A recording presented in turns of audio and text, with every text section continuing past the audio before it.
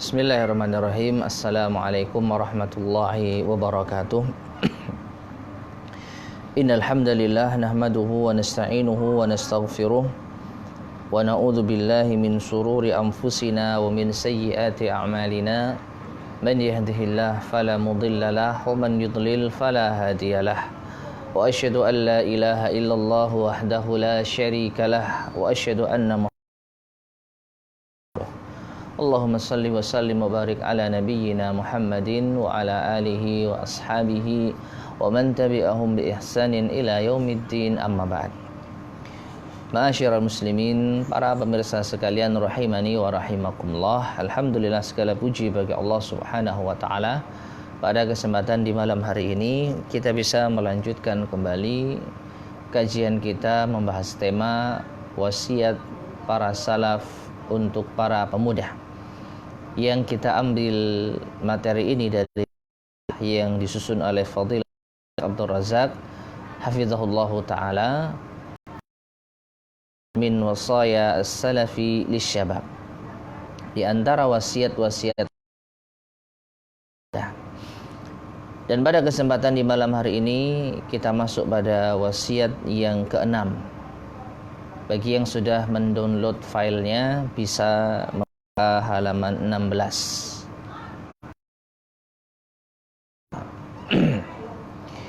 Berkata al-muallif hafizahullah ta'ala, al-wasiyatus sadisah, wasiat yang keenam. Wa min wasaya salafi rahimahumullahu lisyabab. Dan di antara wasiat para salaf untuk para pemuda, ma ja'a an Uqbata ibni Abi Hakim, apa yang datang dari Uqbah bin Abi Hakim. Wallahu a'lam bishawab, yang saya jumpai Utbah bin Abi Hakim. Utbah bin Abi Hakim. Beliau adalah seorang tabi'ut tabi'in yang wafat pada tahun 141 Hijriah. Namun di sini tertulis Uqbah. Wallahu a'lam bishawab. Qala, kata Utbah bin Abi Hakim, kunna najlisu ila Aun ibni Abdillah. Kami pernah bermajelis kepada Aun bin Abdillah. Aun bin Abdillah adalah seorang tabi'in.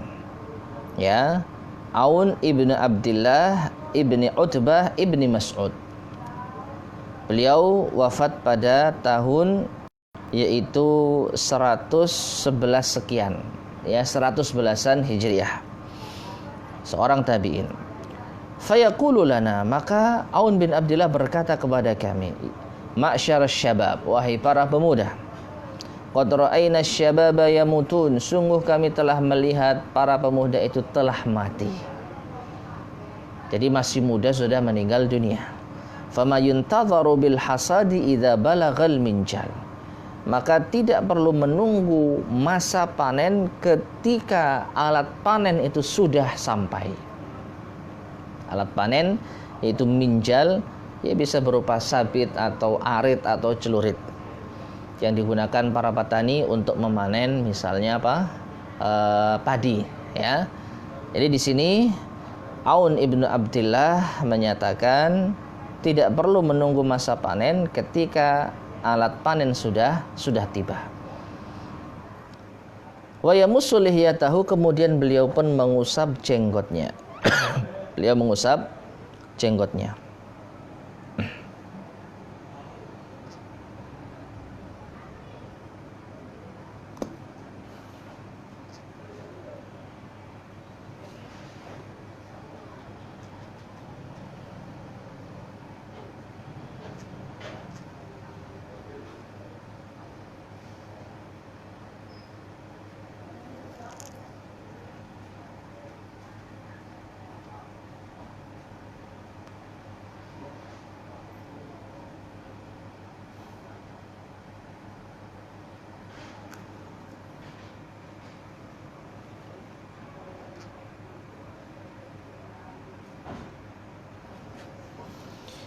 Wa yamussu lihyatahu, kemudian beliau pun mengusap jenggotnya.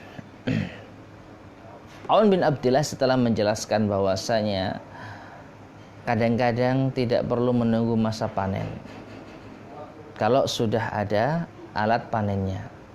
menunjukkan kadang-kadang tanaman itu tidak sampai pada masa panen karena sudah terlanjur apa? Disabit. Taib. Sekarang kita baca penjelasan dari Syekh Abdul Razak hafizahullah taala. Muraduhu rahimahullah. Yang dimaksud oleh beliau rahimahullah, anna man balagha hadas sinna hana lahu an yuhsada. Bahwasanya siapa yang telah mencapai usia ini maka telah tiba waktunya untuk dipanen. Ya, li'anna zara' ini perumpamaan tentang tanaman. Kalau sudah sampai pada usia yang matang, maka tanaman itu sudah waktunya dipanen. Li'anna zar'a idza tamma hana hasaduhu walladhi kabura aidan danat maniyatuhu. Karena tanaman itu ketika sudah sempurna usianya, maka tiba saatnya dipanen. Demikian pula orang yang sudah tua, maka ia telah mendekati masa-masa yang telah ia angan-angankan sejak muda. Orang tua ini biasanya punya rencana di masa mudanya, punya target di masa mudanya. Usia 60 saya harus punya ini, usia 50 saya harus punya ini, usia sekian saya harus mencapai titik ini. Nah, ini kalau sampai pada usia tua. 6. Kemudian fadzakara lahum dzalika liyunabbihahum. Maka beliau Aun bin Abdillah pun mengingatkan kepada para pemuda untuk mengingatkan mereka alla yaghtarra al-insan bi ru'yatihi liman umidda lahu fil umur. Bahwasanya seorang manusia janganlah ia tertipu tatkala ia melihat orang yang diberi usia panjang. Ya, jangan tertipu ketika melihat ada orang yang dikasih Allah usia panjang. Ya, terkadang mungkin kita sering melihat ada si fulan usianya 50 tahun, sudah punya ini, sudah mencapai titik ini, lalu kita merasa, nanti kalau saya sudah sekian, usia sekian baru saya melakukan ini. Saya akan mencontoh si fulan kalau sudah usia sekian. Saya akan tobat seperti si fulan tobat saat usia sekian. Nah, ini jangan. Ya, li'anna katsiran minan nasi yaghtarru 'indama yara ba'dal ma'murin. Karena sebagian manusia atau kebanyakan manusia ia tertipu tatkala melihat sebagian orang yang Allah berikan umur panjang. Wa yadhunnu annahu sayablughu minal umuri mislahu, dan ia merasa bahwasanya ia akan mencapai usia semisal dirinya. Fa yufarritu fi katsiri minal umur, akhirnya ia pun lalaikan banyak perkara. Yusawwifu wa yu'ajjilu, lalu ia akan mengatakan nanti. Ya, ia akan menunda-nunda. Kama qil, sebagaimana dikatakan yu'ammaru wahidun fayaghurru qauman wa yunsaman yamutu minasyabab. Ya, terkadang ada seseorang yang diberi usia panjang, namun ini menyebabkan sebuah kaum tertipu. Ya, dan dilupakan orang yang telah mati saat usia muda. Nah, perhatikan para pemirsa sekalian rahimani wa rahimakumullah. Terkadang kita lihat pada orang yang tua, yang Allah kasih usia panjang. Kita nggak melihat kawan-kawan kita yang masih muda yang sudah meninggal dunia, sehingga kita panjang angan-angan. Jadi nasihat dari Aun bin Abdillah ini, jangan sampai kita panjang angan-angan. Jangan melihat orang yang sudah berusia lalu kita samakan diri kita, nanti kalau sudah seperti dia kita akan melakukan kebaikan dan yang semisalnya. Wa fil ma'na nafsihi ja'a 'anil Hasan al-Basri, dan makna yang serupa pula telah datang dari Al-Hasan al-Basri, annahu qala dzata yaumin li julasaihi, bahwasanya beliau pernah berkata kepada kawan-kawannya di suatu hari, wa kana fihim syuyukhun wa syabab, dan di antara mereka ada para masyayikh, orang-orang tua, dan juga ada para pemuda. Beliau mengatakan, ya ma'syara syuyukh ma yuntadharu bizzar'i idza balag. Wahai para sesepuh, kira-kira apa sih yang dinanti, apa itu tanaman kalau dia sudah sampai pada usianya, kalau dia sudah matang. Kalau ada tanaman buah-buahan matang, kira-kira nunggu apa kita? Qalu, maka para sesepuh tadi mengatakan al-hasad, tentu saja kita menunggu masa panen. Kita tunggu tinggal memanennya.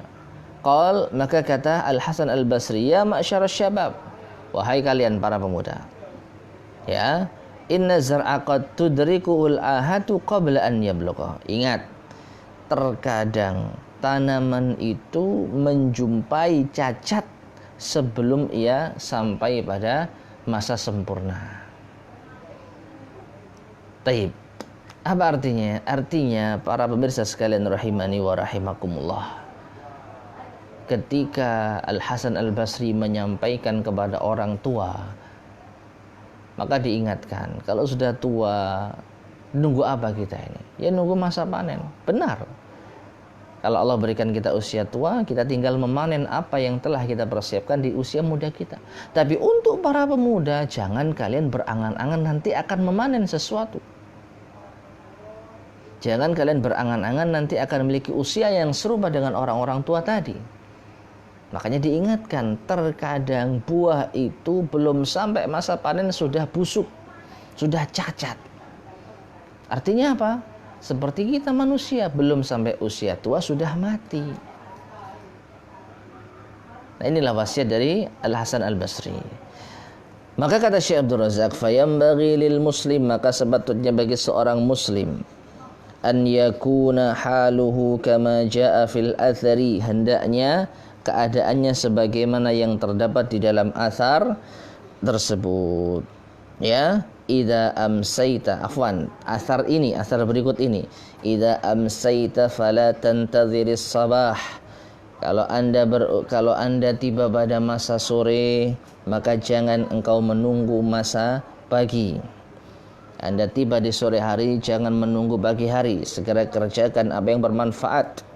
Wa idza asbahta fala tantadhiril masa. Dan kalau engkau berada di pagi hari, maka jangan engkau menunggu sore hari. Ya, manfaatkan waktu sebaik-baiknya. Kita telah menjumpai waktu sore, apa yang bisa kita kerjakan sekarang, jangan tunda besok. Kalau kita sudah sampai di pagi hari, jangan nunggu sampai sore hari. Qala Ibnul Jauzi rahimahullahu taala. Ibnul Jauzi rahimahullah, imam masyhur, yaitu Abdurrahman ibn Ali yang wafat tahun 597 Hijriah. Beliau mengatakan, yajibu ala man la yadri mata yabghatuhul mautu. Wajib bagi orang yang tidak tahu kapan telah datang kematiannya secara tiba-tiba, an yakuna musta'iddan, hendaknya ia segera bersiap. Wala yaqtarra bisyababi wassihah, dan janganlah seseorang itu tertipu dengan masa mudanya dengan kesehatannya. Artinya saya masih usia 25, masih lama saya matinya. Ya, saya sehat walafiat, ya, enggak berpenyakit, insyaallah usia saya masih lama. Jangan seperti itu. Fa inna aqalla man yamutu al-asyyahu, karena sesungguhnya, ini kata Ibnu Jauzi ya, karena sesungguhnya orang yang paling sedikit matinya itu adalah para masyayikh, orang-orang tua. Wa aktsaru man yamutu asyabab, atau wa aktsaru man yamutu asyabab, dan orang yang paling banyak matinya adalah para pemuda. Wallahu a'lam bishawab. Beliau melihat dari sisi mana saya itu kurang tahu. Yang jelas makna dari ucapan Ibnul Jauzi, kalau mau dilihat usia manusia, kebanyakan yang meninggal dunia itu para pemuda. Ya, kebanyakan yang meninggal dunia itu para pemuda. Artinya sedikit orang yang memiliki usia tua. Ingat, ya, anggaplah ada 100 orang, misal kita amati kehidupannya, maka yang meninggal di usia senja itu mungkin cuma berapa persen dibandingkan dengan orang yang meninggal di usia-usia muda. Wallahu a'lam bishawab. Ya, ini sedikit pendekatan untuk memahami penjelasan dari Ibnu Al-Jauzi. Jadi kebanyakan yang meninggal itu para pemuda. Sedangkan orang-orang yang sudah sampai usia tua itu jarang-jarang sekali. 6. Walihada yanduru man yakbur. Oleh karena itu jarang sekali orang sampai pada usia tua. Nah, kemudian Syekh Abdul Razak mengatakan wa syahidu dzalik, dan yang menyaksikan hal ini annaka idza nadarta, bahwasanya tatkala engkau melihat fil usari, di suatu keluarga, fasatajidul muammarina qillatan, maka engkau akan menjumpai orang-orang yang berumur itu sedikit. Ya. Wa aktsaru man yamutu yakunu fi marhalatis syabab awit tufulah, dan kebanyakan orang yang meninggal dunia itu ada pada masa muda atau masa anak-anak. Wallahu a'lam bishawab. Ini penjelasan dari Syekh Abdul Razak untuk menguatkan apa yang dikatakan oleh Al-Imam Ibnul Jauzi rahimahullahu taala. Intinya, para pemirsa sekalian rahimani wa rahimakumullah, masa muda jangan sampai menjadikan kita ini tertipu melihat orang-orang yang sudah tua yang masih hidup. Jangan. Di antara contohnya taubat misalnya. Nanti saya taubat kalau sudah seusia mbah itu. Nanti saya mau naik haji kalau sudah seusia pak itu. Nanti saya rajin ke masjid kalau sudah seperti mbah sebelah ini. Ya, jangan. Karena kita nggak tahu apakah kita memiliki usia yang sama dengan mereka. Sedangkan usia yang seperti mereka sedikit sekali. Kebanyakan orang meninggal dunia di saat muda. Wallahu ta'ala alam bissawab. Taib, sekarang kita masuk pada wasiat berikutnya, al-wasiyatus sabi'ah, wasiat yang ketujuh. Qala al-mu'allif hafidhahullah, berkata al-mu'allif Syekh Abdul Razak hafidhahullah, wa min wasaya salafi rahimahumullahu lisyabab, dan di antara wasiat para salaf untuk para pemuda, ma jaa an Qabus ibni Abi Dhobyan, apa yang datang dari Qabus bin Abi Dhobyan. Qabus bin Abi Dhobyan adalah seorang tabi'ut tabi'in. Beliau wafat tahun 129 Hijriah. Ia berkata, "Shallaina yauman khalfa Abi Dhobyan."